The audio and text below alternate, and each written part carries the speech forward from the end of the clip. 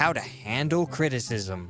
Some believe that criticism is an innately bad thing. This is completely true. Those who criticize you are your enemies. The main problem with this is the presumed arrogance of those who would dare tell you how to improve your work. You know, when it comes to commentary on YouTube, there are characteristics that a commentator...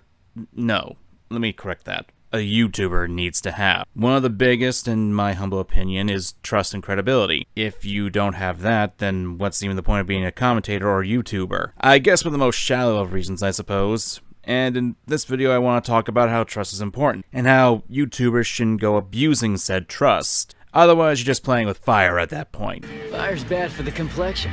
I burn easily, never tan. Now, if the title didn't give it away, or the thumbnail, I want to make this clear from the get-go, that this video isn't solely focused on the Swan incident, of which most of you, I am sure, are well aware of the details, so I won't go too far deep as there are countless videos talking about it, but it is the centerpiece of this video and the reason why I want to talk about this stuff. So, just a heads up. And for those who were affected personally from Swan, those who were lied to directly, those who put their credibility on the line for him and then were basically, you know, shat on, I suppose. I want to say I know how it feels to have people whom you called friends use you, lie to you, and basically violate your trust. It sucks, and I'm sorry you had to go through that. I hope you're doing better now. I legitimately mean that. Literally, I had a good take. I had a good take. Okay, you, first of all, fuck off. So, if you're not familiar with this drama, there was a bit of a spat involving Dream, a popular YouTube content creator who focused on Minecraft, and Swan, an up-and-coming YouTube commentator, who was mostly known for his Suzy Lou stuff.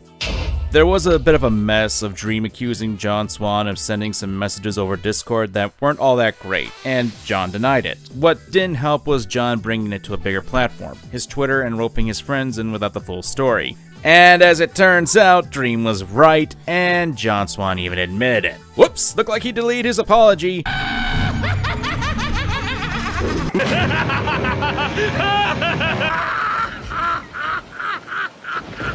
So I can't even take that seriously now. It wasn't even that big of a deal, it was just something that people could consider trolling or being a bit rude. But of course, Swan continued to raise the pot higher and higher, even going so far as to brag about how he was growing because of this. Raise the pot!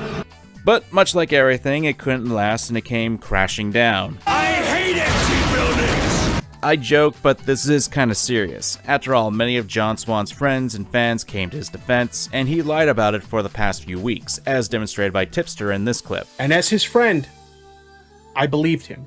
We all believed him. And he let us down.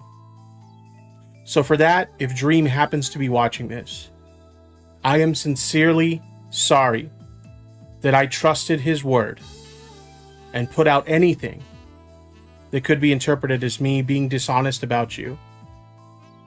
I just trusted that my friend was telling me the truth, and I was wrong for that, and I'm sorry.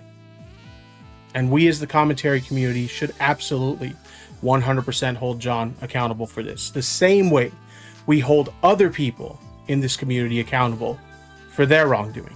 It sucks. When a person uses you and violates your trust, it sucks to all hell. Now, I personally wasn't involved with the Swan drama. I didn't even know the guy, and to be perfectly clear, I had no contact with him. Hell, I was just on the sidelines eating popcorn and waiting for this to end, like I usually do and how people should do before going into a drama like this. Hell, it wasn't even supposed to be a drama, it was just a stupid little spat. At best, I had contact with Harley TBS at the time, but that was for a completely different matter. All hail Sega. It's just a stupid situation that could have easily been resolved with a, "Oh, I was just joking around, I probably took it too far, my bad," kind of response. But no, John decided to essentially go, "Fuck you!" Now, some people might be wondering why this is such a big deal. All Swan did was effectively do a petty, immature trolling session. That is the inciting incident here, and it shouldn't have blown up as it did. I'm gonna put it like this. When you base your channel on trust and being extremely informative, people are going to expect a level of honesty. It's a pedestal that you put yourself on. While I do consider myself to be somewhat honest in more ways than not, I make sure my audience knows that I'm human and that they should be skeptical of my claims. After all, I'm only human.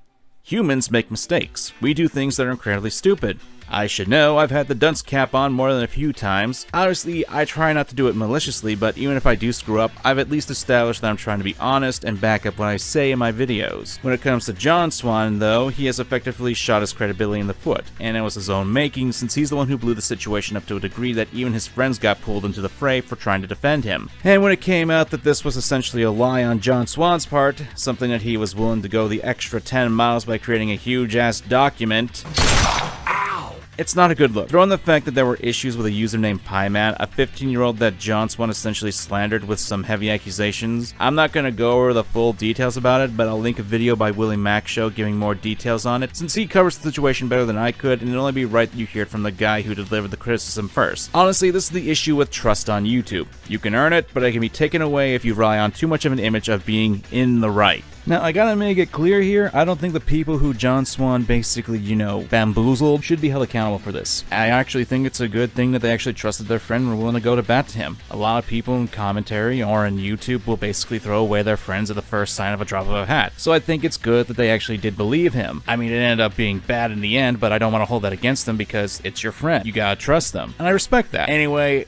when I make this next section right here, I want to make sure that you guys know I'm not talking about the people who were defending John Swan who are his friends. I'm referring to people's audiences in general when it comes to YouTubers. Just putting it out there because I know some people will probably take it the wrong way, so I gotta make this point here because I don't want to be taken out of context or to seem like I'm making a point that I'm not actually making. At the end of the day, trust is important between a content creator and many people. But as an audience member, you should be well aware that content creators, myself included, we do bad things, we make things up, and yes, we lie. I'm not saying always consider what people say as liars or what they're saying 100% of the time is nothing but dirt coming out of their mouths. All I ask is the audience be skeptical of these claims.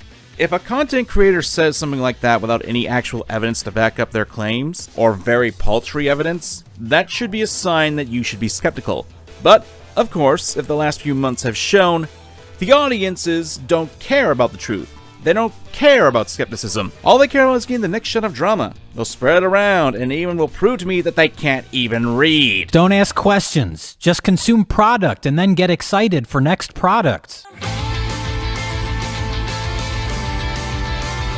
I honestly have become so sickened with commentary and the brainless masses who will raise their shields and defend and attack those that go against whatever narrative there is. And when the evidence is spoken up enough or be big enough voices cry out, then the narrative flips. Y'all are nothing but sheep. This isn't to say that creators are outright responsible for this kind of dogpiling. I'm not saying that at all. Although some creators, I can say, do pull some really skivvy shit. That you hurt or killed yourself. And guess what? 2 days later, you were back to making tweets again. And she's been doing this for a long time. It's very manipulative, and she's always using her mental health as a pity-me card. It's very scummy, and it says a lot about her as a person. I said she was sympathy baiting to her audience. You decided to suicide bait your audience. But at the end of the document, he said, I might just upload my next video and then fucking kill myself.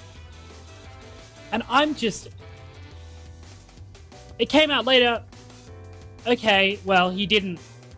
Those weren't genuine. That wasn't a genuine thing. He, literally, turned around and said he's fine. So he tried to weaponize a suicide attempt to try and make us feel bad about...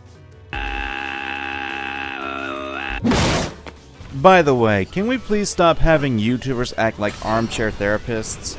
I've been noticing a trend in this, and it's kind of making me a little bit nervous. Unless you got experience in the actual field, I don't think you are qualified to actually talk about actual, psychology and act like you know what you're saying, especially when you do stuff like this. This is going to elicit some nasty side effects on the people they're talking about. Hell, if I can go back to the Hopeless Peaches situation, You already dead, dumbass. which if you want more information, I have a video somewhat talking about that. It's in the description, and I'm sure I'll have a card up there. There were so many people who took things at face value and didn't even bother to listen to what Hopeless Peaches had to say. And then you've got creators like D'Angelo Wallace believing this kind of schlock. I have a question. For God. Why? Basically saying Peach should apologize, when she did before. Well, a little bit after the video went up, she made an apology on both her Twitter and YouTube. And then, when she made that apology, prison-mate Luke decided to take it in the worst way possible and not even read what was actually being said. Don't believe me? Instead of being sorry for what she did, she turned really bitter about having to apologize and started lying about me. Where just a few days later, it turned from an issue she had to work on and improve, it turned into me being this awful person who was throwing around accusations that were ruining her career. I don't believe the guy who made the video said this stuff due to being intentionally malicious. It's right there in his video, by the way. You can see that it's own screenshot. That he clearly did not read properly. And no one else did, apparently, because everyone took this to be the exact same truth, even though his own evidence contradicts him. God, that was probably so cringy. Ugh. Honestly, I kind of find it disgusting that you would even comment about this when you clearly have no idea what's going on here and are basically just doing surface-level information surfing. Thanks. That's awesome. Good job. You deserve a medal. Here you go. Here's a good luck star.